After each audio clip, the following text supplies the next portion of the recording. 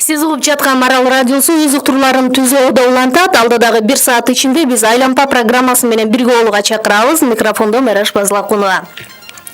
Бүгүнкү күндө Кыргызстанда жолдордун сапаты коомчулукта бир топ сын пикирлерди жаратууда. Өзүңүздөр билгендей эле жаздын келиши менен азыр өлкөнүн бардык аймагында ички жана стратегиялык мааниге ээ жолдордун ремонт, реконструкция иштери жасалууда. Биз канткенде ушул жолдордун сапаттык жаңы деңгээлге көтөрө алабыз? Бул тууралуу биз алдыдагы убакыт ичинде кененирээк адистер менен талкуулоого аракет кылабыз. Сиздер байланышка чыгып, суроо жана пикирлерди 68 жана 0606 телефон аркылуу берсеңиздер болот. Мен студиянын меймандары менен тааныштырып өтөйүн.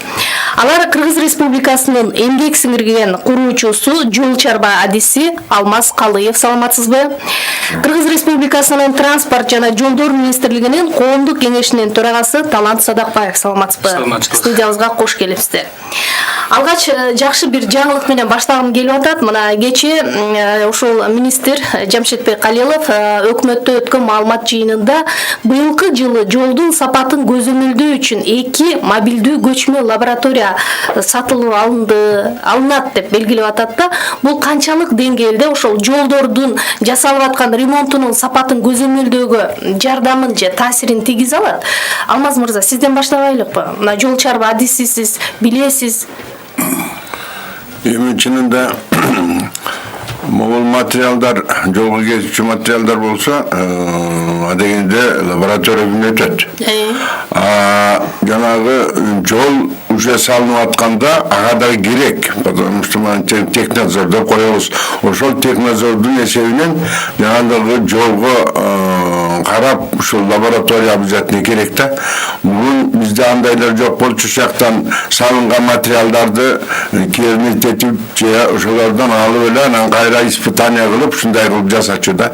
Азыр ушу салынып аткан жердин өзүнүн калыңдыгын, ошонун мындайча айтканда плотность деп коюп, ошол тыгыздыгын баарын тең эстеметсе, менин оюмча ушул жол сапаты мындан да артык болот деген ойдомун. Жанагы Жамшит Калиевич айткандай, ал көп жакшы түрткү берет да жолдун сапатын өзгөртүп жана жакшылыкка алып барууга. Сиз кандай ойлойсуз? Мына кече эле жакында эле курулган жолдордун сапаты бир жыл өтпөй эле кайрадан жарактан чыгып атпайбы? Мисалы, мына ошол эле Бишкектен Манас аэропортуна кетип жаткан жол курулганына ашып кетсе 1 жыл убакыт болду. Мына кайрадан айрым жерлерин жасап түзөөгө туура келип атат. Ошол сыяктуу жолдор башка стратегиялык маанилүү жолдордо да кездешип атат да. Бул жерде кемчилик эмнеден кетип атат? Ошол адистердин туура эмес технологияны сактагандыгынанбы же түздөн-түз жана колдонулган материалдардан дагы көз карандыбы? Бирден карап көрө турган болсо, жол мурунку эски жолубуз канчанчы жылы салынган. Бул эми боюнча, технология боюнча 15-17 жылдан кийин которулуп туруш керек. Бул эксплуатациялык эми бул жол мурун салынган, бирок кийин шероховатый поверхность деп коебуз, жанагы шагыл төгүп бүтүн менен. Ошентип бир топ жылдарга жери созулуп келген. Бирок могул былтыр ушу шашылыш түрдө, мен туура айтышым керек, шашылыш түрдө могул чет мамлекеттен элдер келет, көчмөндөр мойну болот деп, ушул бир четинен ошолдо таасир берди окшойт. Жолдун кыртышын баарын алып туруп жаңылаш керек да. Бул ошол астыда калган асфальт, ал өзүнүн срогун бүтүрдү, жашоосун бүтүрдү. Ошон үчүн бул жерден технологиядагы проекти кандай экенин мен билген эмесмин. Менин оюмча ошол технология сакталган эмес. Ошон үчүн андагы бир себеп, экинчи себеби ошол материалдардын качествосу кандай? Üstünkü asfalt. Ошол жагынан биз, конечно, биз баягы текшерип көрбөгөндөн мен аны деп мындай деп айта албайм. Аны азыр ушул лаборатория аркылуу бүт техника эмелерин баарын тең изилдеп чыкса болот. Эмнеден ката кетти? Оюңуз жокпу ушул боюнча кошумча, бияқта Алмаз Калыевич туура айтат. Анткени ошолусу биринчиден болсо аэропорт Манастыкын болсо кыртышын болсо фрезеровать этип, андан кийин болсо үстүнө салган. А кээ бир жерлери болсо оплывина деп коет, жанагы астында катмарындагы основаниясы, ошолор болсо алмаштырганга мажбур боло турган жерлери да бар. Ошолор болсо эмне үчүн алмаштырды, алмаштырган жокпу. Анткени ошонун жолдун баарын изилдеп проект даярдап, анан ошону болсо ал деле жолдун болсо кыртышы кээде өтүп ошол эле манастыкка өтүп коесуң. Бир жери асфальт, анын астына шагыл, кайта эле асфальт. Анткени жылдан жылга болсо бүт топурак салып асфальт салып кете берген. Анан технологиясында кээде кармаган эмес. Кайсы фирма салган бул? Ал илгери Союз убагында салган нерсе. Азыр ремонт ишин. Ремонт ишин болсо 3 компания жасашкан. Генеральный подрядчик Технотоп деген, анан Грандстар, анан Мосдорстрой деген биздин Кыргызстандын 3 компания салган. Ошол жакшы. Чет мемлекет салбай, биздин болсо Кыргызстандын болсо жарандары салып атат. Жарандар иштеп атат. Ошондой чоң проекттерди биздин болсо жергиликтүү компанияларга бериш керек. Бул абдан жакшы, бирок анын гарантиялык мөөнөтү өттү беле же өтө элекпи? Жок, ал 1 жылбы же 2 жыл өтө элек. Неме кайрадан ошол компаниялар оңдоп бериши керек, акысыз түрдө. Акысыз түрдө. Рахмат, азыр дагы бир угарман Дугалык, саламатсызбы? Siz байланыштасыз 680606 номерин терсеңиз, сиз түз эфирге кошулуп, ушул жол ремонт, реконструкция иштеринин сапатына байланышкан суроолорду узата аласыздар. Мындан тышкары биз суроолорду Facebook баракчабыздан дагы кабыл алып жатабыз. Анан дагы бир жагдай жөнүндө сурамым келип атат да, макул суроону угалыкчы. Саламатсызбы? Ассаламу алейкум, урматтуу коноктор. Угатабыз, саламатчылык. Жер боюнча жолдор салынып түшүп атат, шаардын ичине реконструкция кылабыз деп жазып айтып атышат. Анан баягы мыяктан эми бул мысык деле билет да, бизде тендерлер кандай алынат, симарта аркылуу берилет. Анан мэрден мындай суроо бар да. Мисалы үчүн Бишкек ичиндеги жолдор күзүндө бүтөт, кышында кар жайт, кар түшкөндөн кар эригенден кийин асфальт кошо эрийт да биздечи. Анан муну айтып атсак азыр канча тилде текшертебиз, анан мындай кылабыз деп койратабыз деп радио келип баягыда да келип кетти эле да. Биз тештер ямаларды жазып атканбыз, укмуш жолдор бул программага кирди, жазалап атат депчи. Ошондон бери азыр эсептесем бир 2 ай өттү да. Бир да кортунду жок да, бизде улгул адам жок да, бир ошону кылам деп келгенчи. Бардык эле өзүнүн долясы да. Жооп бересизби, Талант мырза? Жооп берейин. Негизи мына туура айтат, могу коомчулук өзү да ошого түзкү бериш керек. Коомчулук болсо ошол эле өзүнүн болсо депутаттары, шаардын депутаттары бар. Ошол эле Кечиресиз, микрофонго жакыныраак болсоңуз, ошол эле ишмерлерди, СМИлерди чогултуп, эми шарт эле алыс эмес.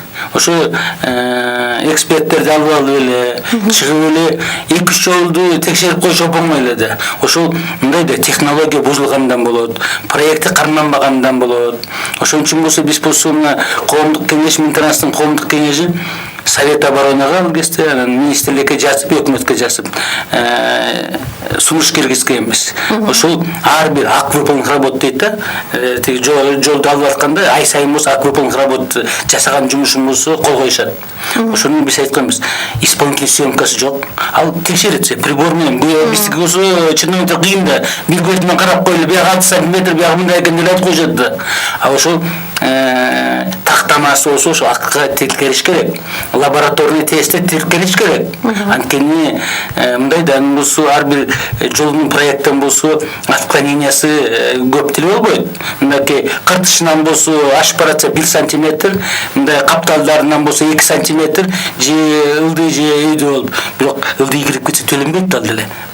Калыңдыгы азыраак болуп калса төлөнбөйт да. Анан кээде акты көрсөтөт, бүт эле 6 сантиметр депчи. Ой, тим эле лазерный оборудование салынбайт.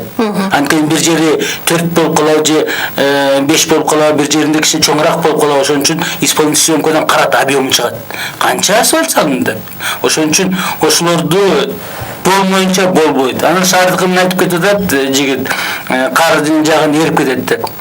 Шаардыкы менен азыр Бишкек асфальт сервис жасап атат. Ал болсо өзү тендерде билет деп атат, башкаларга берип атат. Өзү жасап атат. өзү болсо башкаларды текшерип, анан биздики ЖКХ текшерет деп. Аткаруу көзөмөлдөө бардыгы өздөрүнүн жүктөлүп калган, болбойт. Ошон үчүн независимый технический надзор биздин закондо да бар, автомобиль. Ошондой тандабаш керек да, компанияны ошо көзөмөлдөө кылып, ошону тартып, ошонун баарын тактап кол коюп, башы менен жооп бере турган. Алмаз мырза, мына сиз өлкөнүн бардык жолдорунун абалын жакшы билесиз деп ойлойм да. Анан кээде ушул жол чарба транспорт министрлиги мындай өрт өчүрүүчүдөй иштеген учурлар болуп калып атат да. Мисалы өзгөчө жүрүүгө мүмкүн болбой калган участоктарды батыраак эле ошол баягы эл аралык донорлордун каражатын эсебинен бүткөрүүгө аракет кылышат, а бирок бардыгынын абалы жакшы картина жоктой да. Ошон үчүн мисалы биздеги жолдордун абалын толук картинасын түзүш үчүн паспортизациядан өткөрүү зарылчылыгы барбы бүгүнкү күндө? Менин оюмча, Советтер Союзу учурунда мен дагы ошо жол тармагында эксплуатация жагын иштегем да. Обязательно ушул паспортизация жолдордугу бар болчу. Менин ушума караганда, биз андан кийин биз болсо заводко өтүп кеттим, анан акционерлошто болуп калдык. Мен ал жагын жакшы билбейт экен, бир окуп жүрөм. Жолдордун паспортизациясы суроолу бүтүп, жаңылоону бүтүрө элек деп ойлойм да. Ошон үчүн обязательно могул жолдун өзүнүн параметрлери бар, узундугу бар, эмне менен төшөлгөн, ошонун баарын кайра паспортизация. Канча жыл асфальт чалынган, аны качан жасаш керек дагы мөөнөтү бүткөндөн кийин. Ошонун баары билбей жатат дагы, сиз айткандай жанагы бузулган жерде эле авария эле тургузат, а тетиги жол ал эртең эле бузулат, потому что суроого өттү. Ошон үчүн паспортизация болсо, карап турат да, анын баарын компьютерге киргизип, Баары үчүн да аябай жакшы болмок да, мисалы даяр алдыңда турат, сен ошону карап иш кыласың. Могул асфальт 15 жыл мурун салынды, эми кайра которуш керек деген. Азыр ошол, наверное, кайра баарын тең жандандырыш керек. Мен өткөндө телевизордон угуп калдым, Жамшид Галиевич айтты, анын жанагы советниги бар, Абылесов деген жаңы болду. Ошол киши менен беседа кылганда паспортизацияны кылбасак болбойт деди. Мен оюмча бул иш астыга жылат деген оюм бар. Казыр болсо ал жагынан болсо международный донорлор каражат карашкан. Былтырдан мурдагы жылдан бери болсо пилотный деп туруп болсо иштеш болуп атат. Бирок ошол деле кезде мынакей жылыш биздики кандай? Кээде донорлор болсо акчасын бөлүп берет.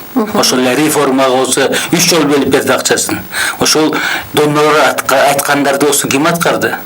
Ошонун болсо караш керек. Ал деле азыр мынакей көпүрөлөр боюнча жайка азыр каражаттары карап туруп болсо көпүрөнүн паспортизациясына жардам берип атат да. Бирок ал болсо жаңыртып турбаса, эртең эле күнү эскирип калат. Ошол эле жолдор боюнча мына туура айтат Алмаз Бакалович. Мына илгерки советскийлерди көрдүм да. Ошол китепчедей болуп эле бүт жылынан жылга мындай болгон деп жазгандар бар. Биздики казыркы булардыкы Минтранстыкын дагы көрүп атам. Кээде компьютерге киргизүүчү единый программасын эми такташ керек да. А жол болсо Бирдиктүү базага билгичиси бар, киргизгени. А жергиликтүү жерден болсо ошол интенсивность кандай болот жол? Ал болсо тактап эсептеш керек да, протоколдор болуш керек. Ошол ал кийинки да керек. Кандай машина жүрүп атат? Ошон үчүн жанагы электронный считывающий устройстволор коюш керек. Мына азыр весогабаритный контролдорго кеми менен соснока экини койду. Бирок анын деле так иштетпесе, ал деле баягы эле ой бар деген сөз болуп калат да. Ошо жаңылантканга башка эмелерге киргиздирбесе, анын эмне пайдасы бар?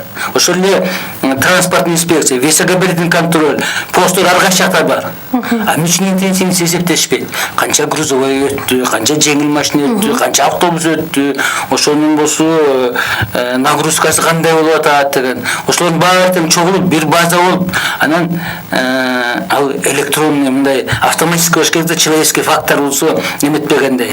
Мисалы жана сиз айтып атпайсызбы, ушул оор жүк ташуучу унаалар жылга эле биздин жолдорду талкалап жарактан чыгарып жатат. Анткени биздин жолдордун негизги параметрлери жанагы асфальт тыгыздыгы, калыңдыгы ага эсептелген эмес да, туурабы? Жана октун салмагы деп коет эмеспизби? Бирок азыр аны бизде бир мындай парадокс деп айтсам туура болот. Мүмкүн сиздер менин оюма кошулбай чыгарсыздар. Айып төлөө аркылуу гана ошол унааларды өткөрүп коюп атат. Ал болсо аз эле сумма ошол жолду кайрадан кармап турууга жетеби? Анда мүмкүн башкача бир ыкмасын киргизиштин зарылчылыгы пайда болгон чыгар. Бирден айта кетиш керек.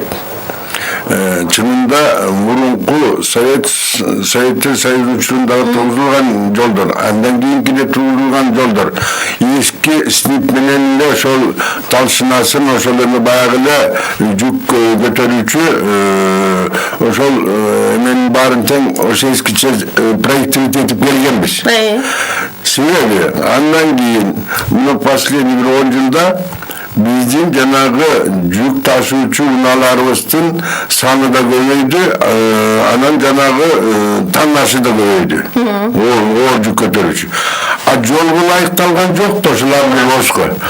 Ошол эгерде биздин өкмөтүбүз айтайынчы жана ошондой эле текшерип чет мамлекетте сатып алып атканда ошону жибербей коюш керек болот. Киргизбей коюш керек. Баланча жылга жер моратория деп туруп коюп койсо, анда могу жолдордун көбү аман калмак. Анан киргизип алып, аны 4-5 жыл эксплуатация кылып алып, жол бузулуп аткандан кыйкырып атабыз да, баягы тиги ууру келди, ууруну карма деп ууру артынан чокоп жүрөт дегендей. Анысы кандай ушун биз убагында ушуну караган эмеспиз дагы, эми чуркап атабыз, текшерип атабыз. Мен деле дагы айтар элем. Ошол эле оор жүк ташыгандар өтүп беринсе да, ортосунан бирдеме чыгып атат окшойт. Кимге чыгып атат да, түздөн-түз эң чоң коррупциялык система бар экендиги деле иликтенген да, туурабы? Эми газеттерден окуп атабыз, тияктан деле көрүп атабыз, билип эле жатабыз. Анда ошол эле жүк ташып жүрүп атышат. Макул, анда мындай чечүүнүн жолун ошо министрлик түздөн-түз сунуш кылып көрдүбү? Биздин жолдор талкаланып атат. Азыркы салынып аткан жаңы жолдор болсо, ошол оор жүк ташуучу салмакка ылайыкталат деп атабыз. А бирок жаңы курулбаган жолдор эми ушинтип талкалана береби анда. Азыр ошого жакшы элеметтер жаңы эле паспортизация деп айттык. Ошол октун күчү дагы бүт партия модуль упругость деп коет покрытие. Ошо канча салмакты көтөрө алат дегендей да, бузулбай. Анткени асфальт жол болсо мындай машина өтүп бараткан ылдый чыгып кайта көтөрүлөт, а кичинекейден. Бирок ошондой эметип өтө оор болгондо бузулуп калат да, кайта эметилбей. Ошон үчүн болсо модуль упругости эсептеген оборудование бар. Ошо жолдун баарын паспортизация, жолдун баары бирдей эмес да. Бир жери болсо чоң күчү мындай салмактуу транспортто өткөрүлө алат. А кээ бир жерлери андан кичинекей нерседен ашкан болот. Бырышкан теридей болуу, былдый кирип калган баардык эле бул оор жүктүн таасири экен да. Оор күчтүн таасири, же болбосо жер катмарына суу кирип, же тээп кетет тоңгондо, же болбосо ошо түшүп кетет, бошоп сыгылып калып дегендей да. Ошон үчүн болсо жанагы модуль упругость бүт жолдорун эмететип, могу жол модуль упругость мамча, мындан ашык жүрбөш керек деп октугунуз көрсөтүш керек. Бияктан 10 тонна болсо, бияк 11 тонна болсо, а бир жерде 5 тонна болот. Анан жөнөлгөн эмес да, бияк болсо бузулган болуш керек. 5 тонна алып коелчу. А тияткинде болуш керек, мындай алып коелчу деп, андай болбойт. Ошон үчүн оборудование болсо такылдап туруп эле өлчөгүн коюп кой. Аны ошону болсо караш керек. Анткени ошол жолго ошондон салмагы чоң болгон Эми азыр мына сөзүңүз Жаралжы Сосновкада бир 60-тай оор жүк ташуучуна токтотулуп турат экен. Эми ал канча күнгө чейин токтотулат? Алар дагы эртең митингге чыгат, биздин маселени чечип бергиле депчи. Бул жерде бир мындай мыйзамдык жагынан алганда бир бирдиктүү механизмди киргизүү зарылчылыгы бар окшойт, Азыр дагы бир угарман байланышта. Угалык, саламатсызбы? Саламатсызбы? Угатабыз сизди. Ушул жол боюнча кызой чоң унаалар жүк ташуу боюнча деме болот мына да, чыктымы да? Айтыңыз. Мына ошо сиздер айтып аткан тууру, мен мисалы үчүн ошо чоң унаалар А 10 тонналык болсо же 15 тонналык болсо өзүнө 3 эсе көп чыкты мисалы үчүн. Ошол эсе жол өлбөй кайра эме болот. Мисалы үчүн 15 тонналык машиналарыбыз 50 тонна, 40 тонна жүктөйт өзүнүн үстүнө. Ошону кандайдыр чечишке ошо таразалар мисалы үчүн ошо баат. Таразалар коюлганга мына чек алып өтөсүңөр деп. Рахмат, оюңузду түшүндүк. Алтыгүл жанагы түштүк аймакта ошо трассага жакын жайгашкан үйлөрдүн дагы жаракка кеткен фактылары көп экен да, оор жүк ташуучу унаанын өтүшүнөн улам. Могул карап көрсөңөр, могул Бишкек көч жолу реабилитация болгондон кийин акыркы 6 жылда оң жагы эгерде ошак кетип аткан. Баары баягы кыяктай болуп гармошка болуп калган. Потому что жака жүк көп кетет ош жака. А кайра экинчи сол жагы более менее нормально турат да. Значит, бош келаткан жанагы асыл мен дагы айтам, мектепке жанагы грузовой машина эмес, жанагы бензовозтордо ушундай көп да, алар ушул 30 тонна, 40 тоннага жери бензин солярканы алып атпайбы, алып түшпөйбү. Бүт ошонун баары жанагы таасын тийгизип атат да. Бош келатканда тияктан ким айткандай упругус нормальный болсо, ал кайра ордуна калып келе берет. Асфальт деген өзү ошон үчүн асфальт да.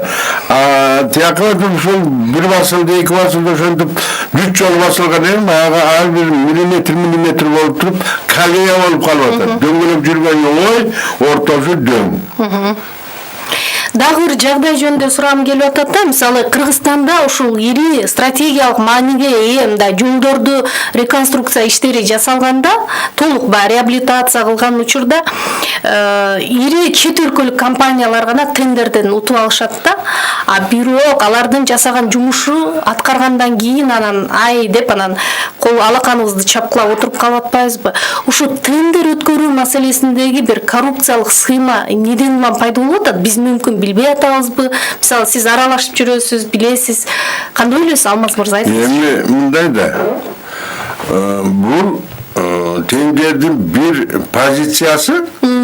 Мисалы, могул Азия банк развитие деп коелучу. Өнүктүрүү банкты. Мына Карабалта жолуна 100 миллион доллар карады. Ооба. Биздикилер карап атат. Эми ошол 100 миллион долларды иштетиш үчүн Кыргызстандын куруучулары каражаты жок, анча кылынган жумушу жок. Биздин бир условиясы ошончо акчага, каражатка иштеген фирмаларды коюш керек да. Ошон үчүн чет мамлекеттик фирмалары Кытай болобу, Турция болобу, Азербайжан болобу баары катышып атат. Кыргызстандар совместно болуп катышып атат, а өзүнчө кире албайт. Потому что ошончо каражат. Үлүшү жок талар. Капитал аз.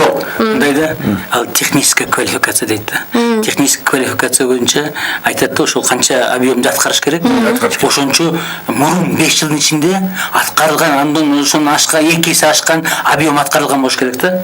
Биздин Кыргызстанда объем андай жок. Местный бюджетте болсо каралбайт. Международный эмелерге катыша алган эмес. Ошон үчүн болсо историясы да ал тайыз болуп калат. Анан жанагы международный эмелерде болсо физик менен иштешет, эмне что менен иштешет, аны болсо көп компаниялар да билбейт. Ошон үчүн болсо биз деле министрликке дагы тияк сунуш киргизип атабыз. Малый контракт жасагыла деп турупчу. Анткени малый контракт болсо, ошого болсо биздин болсо жергиликтүү компаниялар болсо катышып, ошондон кичине тажрыйба топтоп тендерде үйрөнүп калат да. Ошон үчүн болсо кичинекей контракттар көбүрөөк жасаш керек. Мына Карабалтадан деле Алмаз Кылыч айткандай 100 миллион каралып, азыр строительный часть 92 миллион болчу. 70 миллионго контракт түзүлдү. Анда 22 миллиону калып атат. Ошондо деле казыр айтышпай 80% тиг жол жасап бүтсө, анан экономия ошо кала берсе, анда дагы биягын бүтүрөбүз деп турчу. Аны күтпөш керек. 70 миллиондун ичинде 7 миллион 10% ал непредвиденный расходко деп калтырылганы бар. Ошон үчүн дагы бир 2-3 миллион калтыр болуп тур эми, тияктан кымбаттап кетет же бирден болуп кетет дегенге. А калганын болсо азыр малый контракт эле ошол эле жолду жасаганга, анан проектин карап коюш керек да. Анткени кыскарткан мынакей 14 аягында кыскартканда 7 километрге. Ошонусу ал жөн эле кыска акча жетпейт деп эле биринчи кокс теориясын жасаганда мына 92 миллион жетет деп коюшкан. Андан кийин болсо андан кийин башка Эпчизе компаниясын болсо консультантка тандады. Ал болсо 100 миллиондон ашып кетти, жетпейт, кыскартыш керек деп койду. Акчаны кыскартыш үчүн жолдор ар кандай да. Ошол Дагы бир нюанс бар да ушул жерде.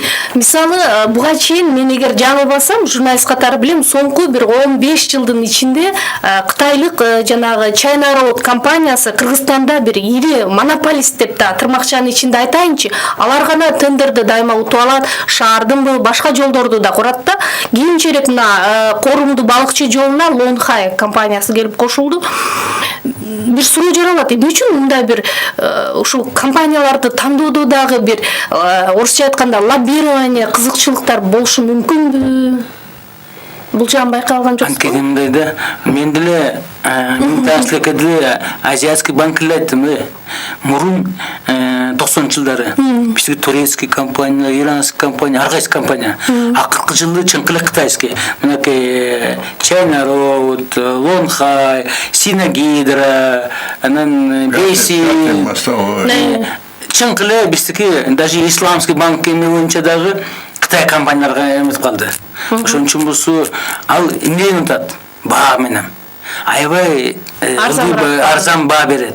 Анткени алар деле өзүнүн рабочийлерин бизге ал үчүн анча жакшы эмес. Анткени башка жактан келген компаниялар биздин жергиликтүү элди алат да ишке. А Кытай компаниялары даже рабочийлерди керек болсо Кытайдан алып келет.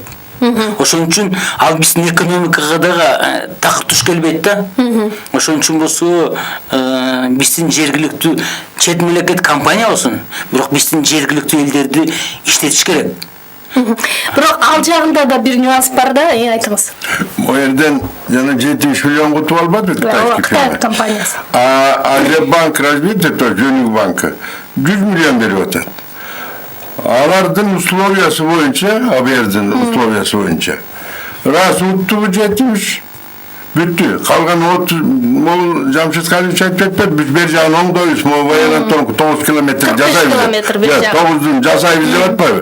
Ал кайсы акчага жасайт мен билбейм пока. Но biz суроо бергенге аракет кылдык да кээ бир эмелерге. Жана калган 30 миллион доллар, который АБР бере турган, ошол нерсени жасаса болобучу.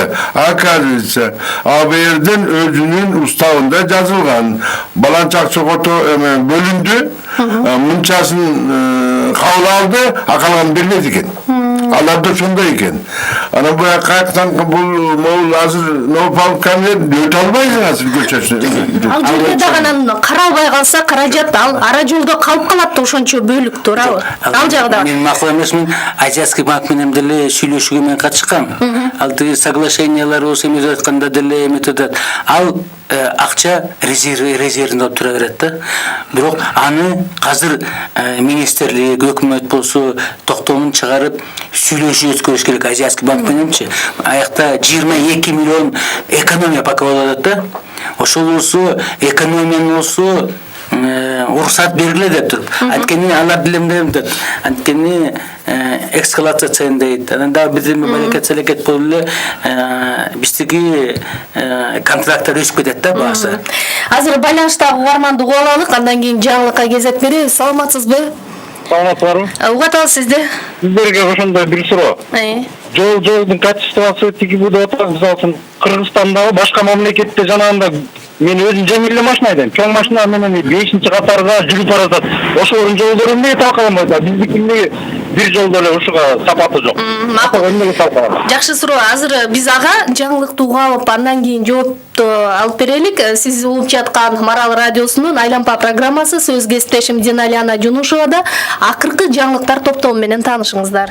Биз угуп жаткан Айлампа программасы биздин студиянын меймандары Кыргыз Республикасынын транспорт жана жолдор министрлигинин коомдук кеңешинин төрагасы Талант Садакбаев, Кыргыз Республикасынын эмгек сиңирген куруучусу, жол чарба адиси, Полибетон акционердик коомунун жетекчиси Алмаз Калыев.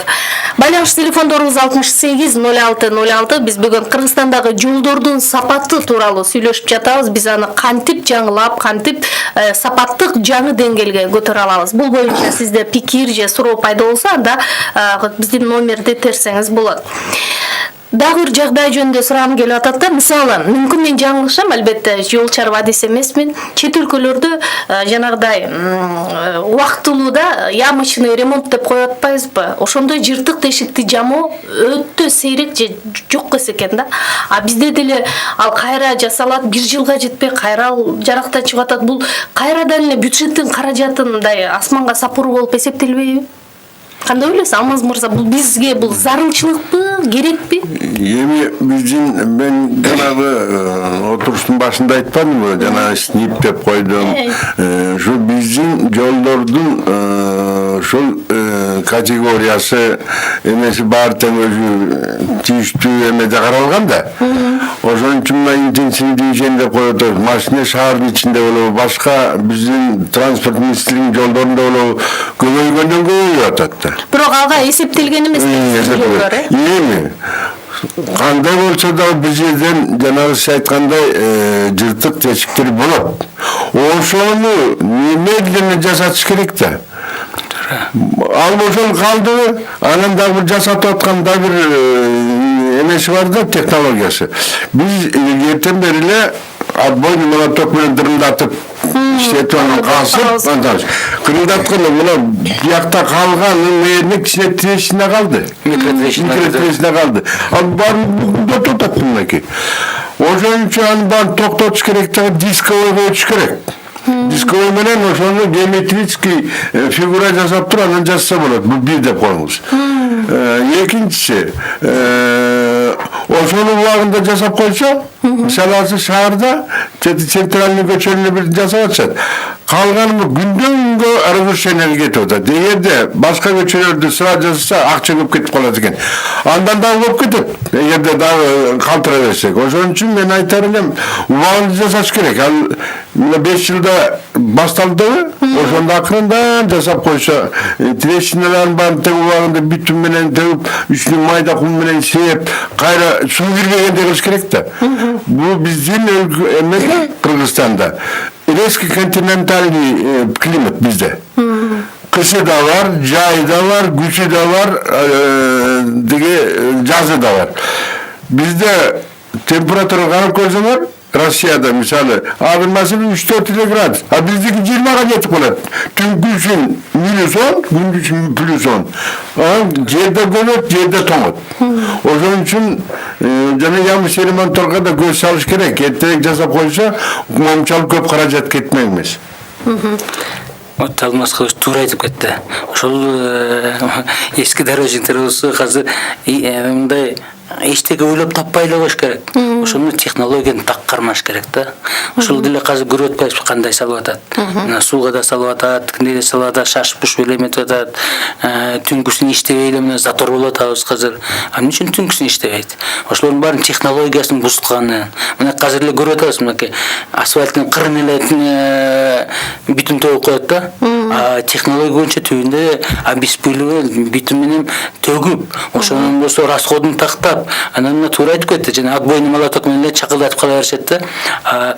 Азыр даже диск эмес, даже фрезалар чыкты, кичинекей фрезалар. Тракторге илип коюлуп шак-шак кетип калсаң, ал ылдамда болот. Бизде азыр эмне үчүн чуңкурларды болсо 2-3 күндөн көмөт. Анткени чуңкурду болсо долбит эткенде 3 бригада долбит этет, бир асфальт салат. Ошондо да жетишпейт. Анткени бир машина асфальт салам десең эле, ага чуңкурларды дайындап коюш керек да. Ошончо жатат ал. Мисалы дүйнөдөчү ошол жолдорду асфальттап, бетондоп салуунун бир 10дон ашын ыкмасы колдонулат экен да. Бизде ошол ыкмаларды киргизгенге болобу же бизде эле ошол дүйнөлүк стандарт талап менен иштеп атабызбы азыр? Алмаз мырза.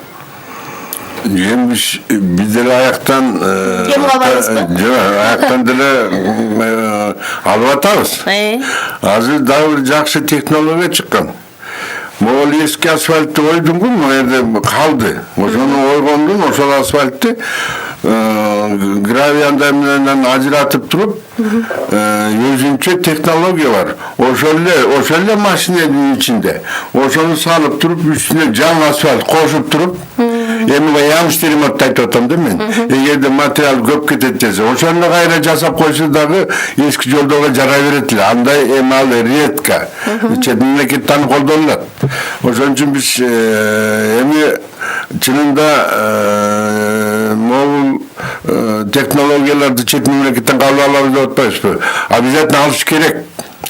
Bunun için bir yolu ben anda devcirme seyir naçarlık bolçumun anan İbrahim teki Fransa'ya varıptı. Anda Sultan İbrahim. Yok Sultan İbrahim'miş. Karavalta'da Kalin rayonunda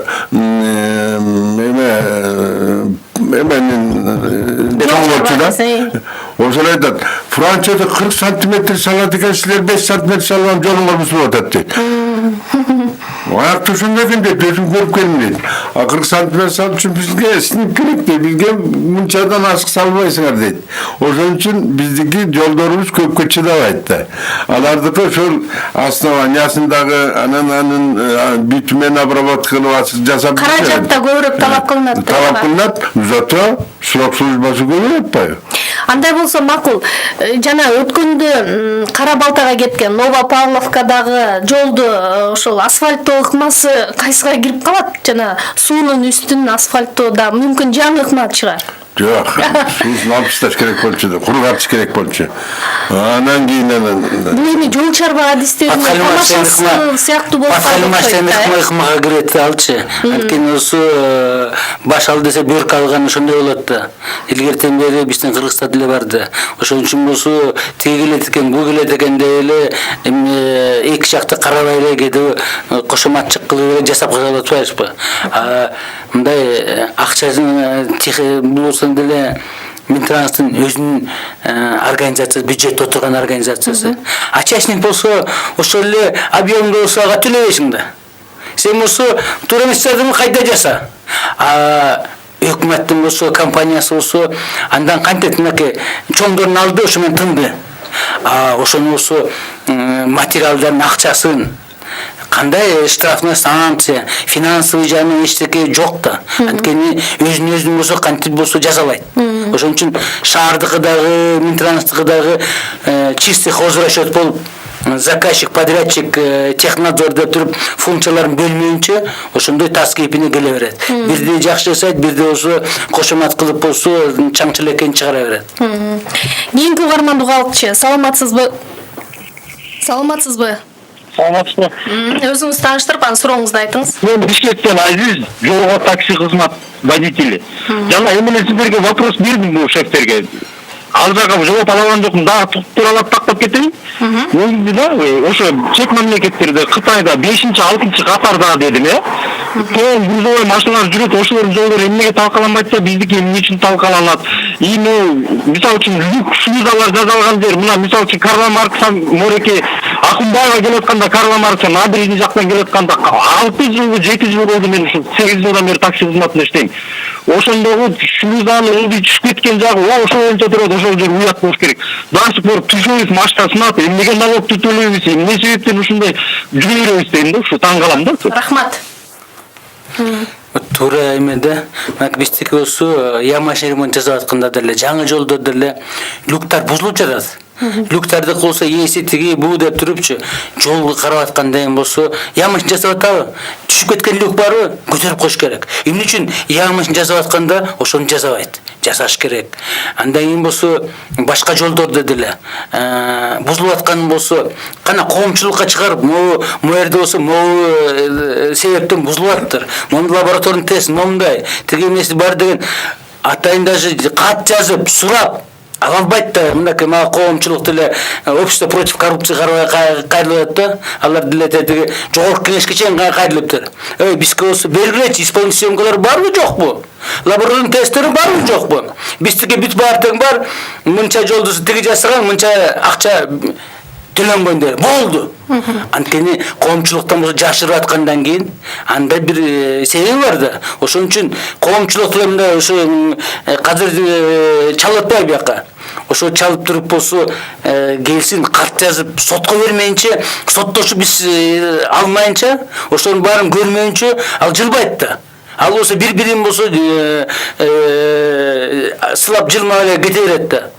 Жана угармандын суроосуна да жооп берип койсоңуз, кийинчерээк кошулуп калган окшойт. Ошол мисалы могу шаардык жолдор боюнча мен айтар элем, илгери Союз учурунда ДЭУ деген шаарда организация болчу, ДСО деген шаар болчу. Анан жоюлуп кетти ДСОлар, ДЭУлар. Ошон үчүн могул карап турсаңар, жана эксплуатация кылган жууп кетет. Эме менен кышында карлар күрөлбөйт, автогрейдер жок, кар тазалоочу машиналар жок. Жолду деле багыш керек. Ошон үчүн багыш керек. Ошон үчүн шаар эксплуатация кылыш үчүн өзүнчө бир жакшы мекеме ачыш керек. Мисалы вот карап отурсаң, жана брусчатка коюп кетишпедиби, кээ бирде сынып жатат. Ошончо 10 жыл болсо да жата берет. Люктер турайттар, люктер түшүп кетет, потому что бул нагрузкада. Өзүнүн эмесин туура эмес эсептелип калса, ал 1 сантиметр, 2 сантиметр такылдатат, анан тегерен баарын жейт. Ошону кайра көтөрүп турганга эксплуатационный бир организациялар керек. Но асфальтта сервиске берди, ал өздөрү жасабайт. Только ошол баарын тең аны карабайт. Ошон үчүн мен айтар элем, мурун эле бул сөз болгон, ошончо токтолуп калган. ДСУ, дорожно-строительное управление же ДЭУну ачыш керек шаар примери. Иначе азыр карап көрмөйсүңбү, Ден Сяптын жолун салбадыбы кытайлыктар. Тротуар салынбай кайда азыр күн жаада киши өтө албайт. Мен билем, бир аял өтө албай жолго чыкканда машина коюп өлтүрүп кеткен. Эмне себептен? Потому что тротуар жок. А жанында турган эмелер бар эмеспи? Дүкөн, же бир фирма ачып койгон эмелер. Алар өзүнүн астын брусчатка койдуруп алышты. Анар жагы ой, кайра өйдө моңдай да. Тегиз эчтеги тротуар жок. Тротуарда керек дейли үчүн. Жана эле башка көчөлөрдө деле ошондой. Бизде ошол жолду салганда тротуарлары адам өтө турган, анан жанагы астындагы кете турган ошол газ жана башка суу түтүктөрү өтө турган жайлар каралбай же жасалбай калып, ана кайра экинчи ирет жасалып атпай, каражат да кетет, жол да талкаланат. Ошон үчүн единый заказчик керек. Ошол каякта казылып атканын болсо уруксат берген, ошол мөөнөтүн болсо ченеп туруп караткан, ошол сотко берип, соттошуп эметкен. Биздики мынакей, мен даже макул эмесмин. ДСУ ачканга тегүү эметкенге деп. Эмне үчүн? Анткени ал деле өттү, банкрот болуп болсо бүт баартан карыз болуп эле, элге карыз болуп эле чыгып кетип атышат алар, банкрот болуп эле. Казыр деле ошо тас кейпинен келет да баартан. Ошон үчүн заказчик болуш керек.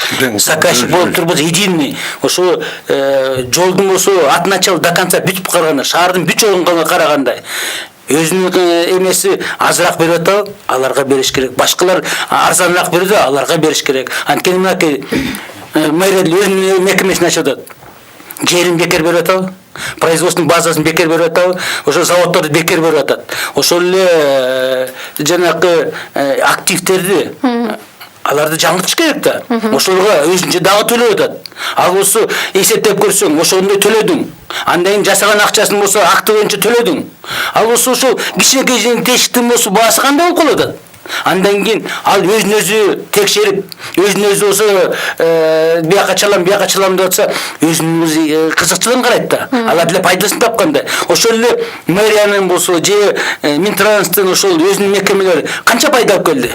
Ошондой эле частниктер миллионду онтап атышат. Мына акционерный обществодон сураса эле болот. А эмне үчүн ошондой эле өкмөттүн мекемелери бир тыйын пайда алып келбейт? Жок да доход. Ошон үчүн болсо ошолорду караш керек да. Ошолор үчүн ушундай эсептеш керек да, анализ жасаш керек. Функциональный анализ, жана экономический анализ, канча ошол эмес турду, акт выполненных работ боюнча турду, тиги башка төлөмдөр боюнча кандай турду. Балким ошол арендага бирөөгө частникке берсе деле сен мынча акча төлөйсүң, ошонун эсебинен мынча жолду могу жолдорду карайсың десе каралат да. Ошол эле базарга берип койсоң деле алар деле жалдап берет да. Мына Алмаз мырза, сиз азыр акционердик коомду жетектеп атасыз, сиз Полибетон деп аталат. Кандай ойлойсуз, азыр биздин Кыргызстандын өзүнөн чыккан макул бетондон башкасында өзүбүздүн эле ошо ата мекендик жана товарларыбыз менен эле жолду курууга болобу? Же ал биздики сапатсызбы? Өзүбүздүн продукция. Жолдорду курууга основной материалдын баары эле бизден өзүбүздөн чыгат.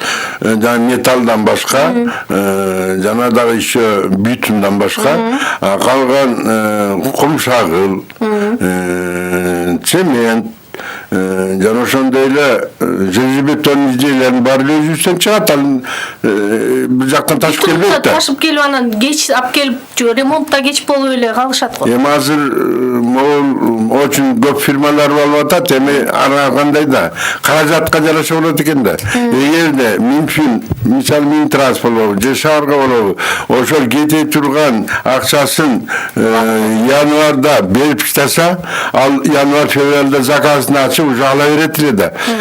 Карап көрсөң могул жол салына турган, шаардын ичиндеги салынып аткан даже эмелер, тендерлер март, апрель, июньда болуп атат. Анан октябрда токтотуш керек. Срок бүтүп калды, кыш келип калды деп. Анын үчүн заранее кылыш керек да. Берден Минфин, экономика развитиясы. Ушуну так иштеш керек да. Бюджет деген бюджет. Бул баягы айлык тубагында берип турган это хорошо. А курулуш жагын эсептегенде эртерээк башташ керек. Ушул кеч болуп калып атат кээ бир кезекте. Анан былтыр деле бул мына бүтпөй калды, анан кийин кыш келип калды деп токтотуп койбады. Ошондой негизи азыр кайсы продукцияларды өндүрүп атасыздар? Биз бул жол кетүүчү железобетон конструкциянын баарын биз чыгарабыз көбүн. Бүт стратегиялык маанилүү жолдор алынабы? Бу жерден баары алынат. Бирок бу жерден эми шаарда заводдор көп да. Вот баасын карайт да. Ошол кымбат арзан. Эми качествосын мен азыр мактансам болбойт. Ошол эле технадзорлор бар. Баарын кыдырып көрүп, бул заводтук мындай чыгат, бардүлөр мындай болуп атат, арышын оттоктор мындай деп карап туруп сапатына карап туруп анан кийин тендер этсе жакшы болор эле деген оюмда. Потому что тендер утуп алат, а сапатын көп карашпай калды уже. Мен ушу айтсам. Бул асыдыра салынып атат, Жамгырчын көчөсү. Карап туруп өзүбүз таң калып атабыз. Ошондо биз бардыр чыгарып атабыз. Ошонун бардыр менен биздикилер экөө башка да. Ошол эле размерде, ошол эле маркада акча салса. Анын үстүнө бул заводдун узун тарыхы бар, баягы сапат үчүн иштеген заводдор. Акча сарсан, акча жагынан. Ошон үчүн тигилерге чайнырып, тигилерден алып атат. Ошо башка эч нерсе жок. Азыр дагы даже албай калышты. Азыр өзү куюп атат, алда болбойт. Ошон үчүн бул такташ керек, айтыш керек. Местный продукцияны жасайсыңар. Талап коюш керек. Талап коюш керек. Талап коюш. Ошол талаптар могул азыр боом кап чыгайын деп кетип баратпайсызбы? Ортодо баары награждение бар эмеспи? Уже бузула баштады. Эмне үчүн? Сапатсыз. Сапат жок, анан нерсе коюп, эч кандай технология жок. Күн бүтүп турат, күндүн ысыгы бар бетон. Бул күндүн ысыгын жакшы кургай электе жаман көрөт. Ошол качествону жоготот. Макул, эми ошонун баардыгы учурунда текшерүүдөн өтүп кабыл алынышы керек болчу да, туурабы? Алынды. Жок, ошол. Ал үчүн куюп атат. Ал болсо биздин эле Гостройдон болсо алат, лицензиясын алат, сертификатын алып коет да болду. Ага эч ким тийише албай калат. А ошол үчүн ал Гостройдон дагы ошону текшериш керек да. Кандай ошол болсо туура колдонуп атабы, эмне кылып атышат, ошолордун баарын болсо талабын болсо күчтүү кылып карап туруш керек. Дагы бир жагдайда мисалы биз ушул жолдордун сапаты жөнүндө сөз кылганда ал келген каражат жөнүндө айтпай кое албайбыз да, анткени жол үчүн башка эл аралык донор уюмдар көбүрөөк каражат насыят түрүндө, грант түрүндө бөлүп атат. Бирок бир жагдайда биз каражатты үнөмдөйбүз деп эле анан сапатка көңүл бөлбөй коюп аткан жокпузбу? Мындай эки жагы карама каршы келип атпай элеби? Андай жағдай да бар. Себеп дегенде ошол утуп алган фирма алда өзү кошумча пайда табыш керек да. Анан убутка кетсе анан ошон үчүн алдагы материалдарды арзан издейт. Жана эле кум шагылдын сапатсыз арзан иштейт. Ошон үчүн анан курулуш убагында ошонун баары сказывать этилет да. Эмне кылышыбыз керек анда? Ошон үчүн талаптарды катуу коюш керек действительно. Анткени мынакей ошол эле туура айтат, оптималканы деле када карасаң, ал оптималка эмне? Ал майда кезеги атайын соотношение туура келиш керек да. Бизде кандай каза берет, тиги машинанын үстүнө осундай решетка коюп коет, ошондон чоңдор түшүп калат, калганы кете берет. Ошон үчүн кээ бир жеринде топурак көбүрөөк болуп калат, кээ бир жеринде таш, чыңгы таш болуп калат. Ошон үчүн болсо сапаты болсо бир жери болсо түшүп кетет, бир жери болсо эметип кетет. Ошон үчүн болсо караш керек. Ошол дайын илгери болсо мына шаардыкы деле оптималканы дайын заводдон эле алып туруп төшөөчү казыркы чейин жатат. Мынтип түпкө келгенде эле бир жолу барып келдим. Төт жагына чейин асфальт салып элек, союз убагында жолго оптималка төшөлгөн. Асфальтта лыкылдап турат казыркы чейин. Анткени соотношение туура эметилген. А бизде азыр болсо проектте бирөө ал болсо сайдан алып туруп эле акатыштарды уруп сала берет. Ал тапталбайт да жакшылыктуу. Анткени текши да болбойт. Бир жери болсо илисте болуп, бир жагы болсо эме болуп, ошон үчүн ошолорду карабай атпайбызбы? Ошон үчүн такташ лаборатория деген ошондой караш керек. Исполнитель сөмкө ошондой болуш керек. Азыр көп суроолор ушул балыкчы корунду жолуна барып такалып атат. Бул мындай экономикалык маселеден дагы бир саясий өңүт алып кетти көрүнөт да. Балыкчы тарапка барып көрдүңүз да, Алмаз мырза, Бардым. Жол мындай толук сапаттуу бүтүп атат, анан өзүнүн мөөнөтүндө бүтөт деп ойлойсузбу? Эми Көрдүңүз параметрлерин? Мисалы, баягы көчмөндөр оюнуна каната болгондо мен ошол жерде болдум. Эми сөздүн чынын айтканда, конечно, күндүр түндүр иштеп атышты. Эми аяктан деле карап көрсөк, ушунчалык проектсин ким жасаганын билбейт экенмин. Проектсин ким жасаганын. Айлана метро трубалар болуп үйлөрдүн баары тетиякта калды. Эми анда бир караш керек да, же алыш керек болчу основаниен кайра төшөп туруп.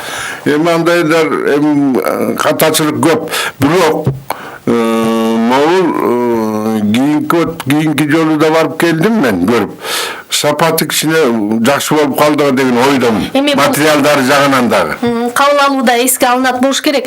Бүгүн атайын убактыңыздарды бөлүп келип куруп берген маегиңиздер үчүн чоң рахмат. Бул айтылган баягы адистердин пикири сөзсүз эске алынышы керек деп ойлойм да. Коомдо дагы ушундай ачык, мындай калыс кайчы пикирлер айтылышы керек деген ойдобуз.